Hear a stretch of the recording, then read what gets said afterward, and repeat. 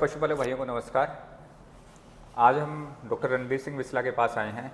जैसे आपने वीडियो में देखा था, हमने कई वीडियो डॉक्टर बिस्ला के हमने अपने चैनल पे चलाए हैं। तो आप काफ़ी लोगों के काफ़ी प्रश्न आए कि डॉक्टर साहब से ये पूछो कि पशु का किस किस टाइम में हम वैक्सीनेशन कराएं। तो डॉक्टर साहब, आजकल जिस तरह बरसात का मौसम चल रहा है, तो पशुपालक क्या क्या वैक्सीन कराए ताकि फ्यूचर में उसके पशुओं को बीमारी ना हो और वो डेयरी उद्योग में मुनाफा कमा सके। पशुपालक भाइयों को मेरा राम राम।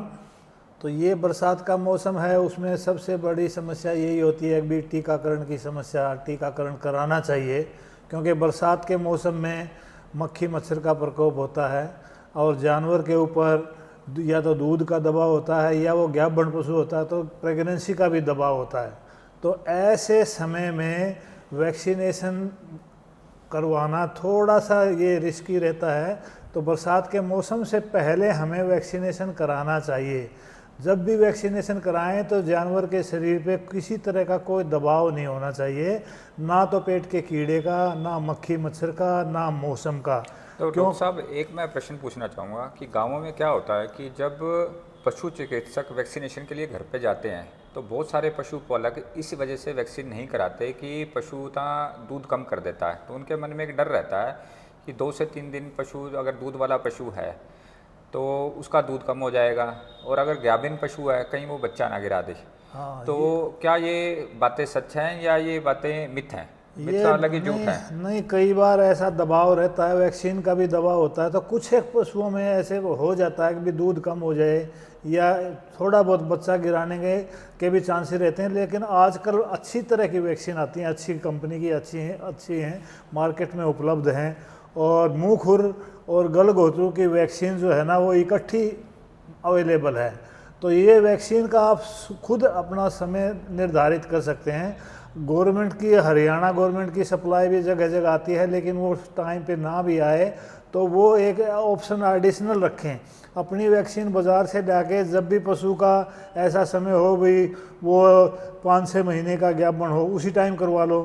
फिर हरियाणा गवर्नमेंट की जब वैक्सीन आए तो वो एडिशनल वैक्सीन हो जाएगी, उसका भी फ़ायदा हो जाएगा।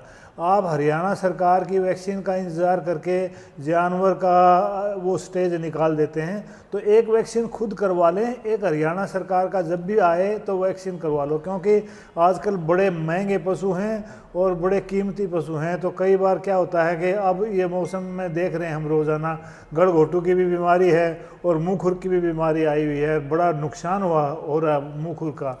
मुँह खुर से जानवर का सारा दूध भी कम हो जाता है, सारा ब्यांत खराब हो जाता है, छोटे बच्चों में मौत हो जाती है। तो ये आपने सावधानी रखनी है कि जब भी गर्मी के मौसम से पहले और बरसात के मौसम से पहले, सर्दी के मौसम से पहले आप वैक्सीन अपनी करवा लो। जब सरकार की वैक्सीन आए तो एडिशनल करवा सकते हैं। ये ध्यान में रखने वाली बात यह है कि जब भी वैक्सीन कराएं तो जानवर के ऊपर किसी तरह का दबाव नहीं होना चाहिए। जानवर को पेट के कीड़े की दवाई दे दो, जानवर को सबसे पहले मतलब कि डॉक्टर साहब उसकी मतलब कि डिवॉर्मिंग प्रॉपर हो। हाँ। और अगर सरकारी वैक्सीन ना भी आए तो हम प्राइवेट अपनी वैक्सीन लगवा सकते हैं। और आजकल प्राइवेट में डॉक्टर साहब जिस तरह बता रहे हैं कि FMD और HS की कंबाइन वैक्सीनेशन आती है। तो पहले जिस के आपको मुँह खुर की और गलघोटू की अलग अलग वैक्सीन लगवानी पड़ती थी, तो अब एक ही वैक्सीन आ रही है, तो उसमें आप लोगों का भी बेनिफिट है। हाँ। और डॉक्टर साहब, जो पशुपालकों के माइंड में एक वो रहता है कि ये गाभिन पशु में सेफ है या नहीं है वैक्सीनेशन? नहीं, एडवांस प्रेगनेंसी में यदि 9-10 महीने और 9 साढ़े 9 महीने का गाभिन है जानवर, तो उसमें लगवा भी दो। यदि वो ब्याज भी जाए 9.5 महीने का तो भी कोई नुकसान नहीं है। लेकिन 8 महीने के प्रेगनेंसी पे थोड़ा कोशिश करें कि ना ही लगवाएं। तो मतलब कि पहले 2 ट्राइमेस्टर में वो लगवा ले। हाँ। लास्ट के ट्राइमेस्टर में थोड़ा सा अवॉइड करें कि उसमें पशु बच्चा फेंक भी सकता है। हाँ, तो इसका कोई रीजन रहता है, टेक्निकल रीजन रहता है? वो जो वैक्सीन का थोड़ा सा दबाव होता है और वैक्सीन शरीर में कुछ अपने चेंजेस भी करती है, बीमारी से लड़ने की ताकत बढ़ाती है। वो शरीर के अपने ही जो इम्यूनिटी है उसको बूस्ट अप करती है। तो उससे थोड़ा बहुत हो सकता है कि उस पर दूध पे भी दबाव, दूध कम हो जाए या फिर प्रेगनेंसी पे थोड़ा बहुत इफेक्ट आ सकता है, थोड़ा बहुत इफेक्ट आ सकता है। बाकी वैक्सीन सेफ़ हैं, लेकिन आप ये अपना वैक्सीन टाइम पे करवा लें। सरकार की इंतज़ार में कई बार करते करते ना वो एडवांस प्रेगनेंसी में चला जाता है जानवर, फिर किसान की मजबूरी हो जाती है। जब सरकारी वैक्सीन आएगी, जब सरकार की वो टीम आएगी तो वो करवाना ज़रूरी है, फिर वो अवॉइड कर जाते हैं। ज़मींदार भी और डॉक्टर भी कह देते हैं भाई थोड़ा सा अवॉइड कर लो, तो वो जानवर रह जाते हैं। लेकिन डॉक्टर साहब आजकल तो क्या है कि डेयरी उद्योग भी इतना ऑर्गेनाइज फॉर्म में हो गया। हर जगह प्रोग्रेसिव डेयरी फार्मर है, और बड़े बड़े फार्म जहाँ जिसके पास 50 गायें या भैंस हैं, या जिसके पास 30-40 गायें भैंस हैं, तो वो अपनी प्राइवेट लगवा ही रहा है डॉक्टर साहब। हाँ, तो मेनली ये है कि आप वैक्सीनेशन को टाइम पे कराएं, तो आपके पशु को बीमारियां नहीं होंगी। तो बेसिकली ये एक प्रिवेंटिव थेरेपी है। हाँ, तो ये प्रिवेंटिव थेरेपी है। और अगर वैक्सीन से पहले थोड़ा सा आप दिमाग में ये रखो कि जानवर को वैक्सीन के लिए प्रिपेयर भी करना है हमने, कि डीवर्मिंग उसकी करा लो, उसको थोड़ा सा मिनरल मिक्सचर की सपोर्ट दे दो, ताकि जो वैक्सीन लगाएं उसका अच्छा रिस्पॉन्स आ जाएगा। तो यदि जानवर डिवॉर्मिंग मतलब कि आप किसी भी अच्छी कंपनी का डिवॉर्मिंग करवा सकते हैं, जिस तरह हमारी वेक्सर हेल्थ केयर का आता है, सी फ्लूक डीएस आता है, या कैडमैक बोलस आती है, और मिनरल मिक्सचर आप प्योरमिन गोल्ड खिला सकते हैं उसको रूटीन के अंदर। हाँ, विटामिन ए डी सप्लीमेंट कर दो। वो तो वैक्सीन के बाद भी कर सकते हैं, ताकि उसका इम्यूनिटी टाइटर बहुत बढ़िया बन जाए। जो वैक्सीन हमने लगाई है उसका अच्छा इफेक्ट आ जाए, वो उससे बीमारी के लड़ने की ताकत अच्छी बन जाए।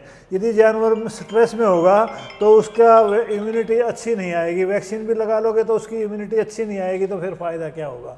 तो वैक्सीन लगवाने से पहले थोड़ा सा जानवर को तैयारी करो, और इसकी पहले ही जैसे आदमियों में वैक्सीन पोलियो की लगाते हैं, पूरा प्रचार होता है, इसी तरह से आप ये देख लो कि बरसात के मौसम से, गर्मी के मौसम से पहले और सर्दी के मौसम से पहले अपने जानवरों में, कीमती जानवरों में, चाहे कोई सा भी जानवर हो, उनमें वैक्सीनेशन का प्रोग्राम पहले से ही बना के रखो। चाहे सरकार की वैक्सीन आए चाहे ना आए, सरकार की जब भी आएगी तब एडिशनल लग जाए, और ये आपने सावधानी रखनी चाहिए।